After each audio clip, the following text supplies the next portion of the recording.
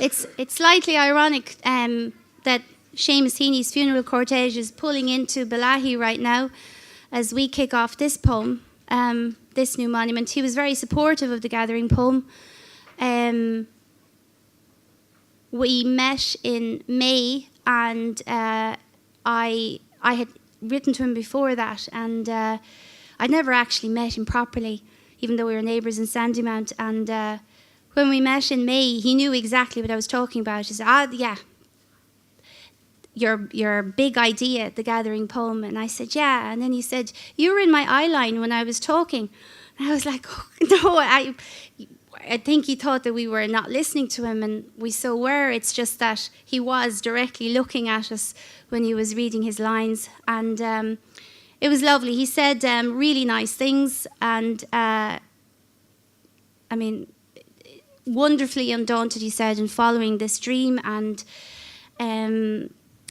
he was just very kind, and that has been very encouraging for me. So I am very sad that he's passed away on Friday. It was a bit of a shock. So I don't know what they're saying by his graveside now, but I'm sure that it's probably maybe one of his first poems.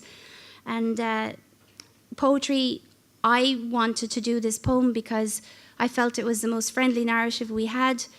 We don't need to be academic or, you know, experienced to write poetry. It's just words, and it's about how we feel. And if it's not how we feel, then it doesn't work anyway. So I also wanted people who don't live in this country to have a part in our cultural life and in our literary heritage and contribute to that, and not feel that just because they hadn't the means to come home, or they weren't, or if they had never been in Ireland before, but they knew they had roots, to be able to take part in something that was inclusive of everyone. And the response has been amazing, and we're really, really thrilled.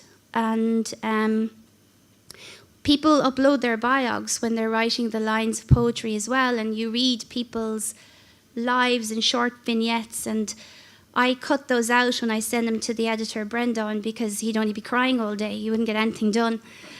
Because people are like saying, well, we emigrated, and you know, we had nothing for a couple of generations, but somehow we survived, and now we just feel that we have another home besides where we actually live, one that we'd like to go back to. And books travel, they go everywhere. And I wanted a personal, permanent monument that people could carry around in terms of the Gathering poem book, because having a monument rooted to one spot means not everybody's going to see it. And if it's supposed to represent an era or a spirit or a culture of people, well then not everyone's going to see that. So I wanted them to feel that they could both contribute to a monument and be able to carry it around forever, and it would never be altered. It will be there. So I am honoured and humbled that you came on a Monday when it's very hot and you've other things to do, and a lot of press and publicity are up in Balahi at the moment as well, which is only right. But I've no worries about this poem, because the people writing it and what they're saying is wonderful, and it's all about them.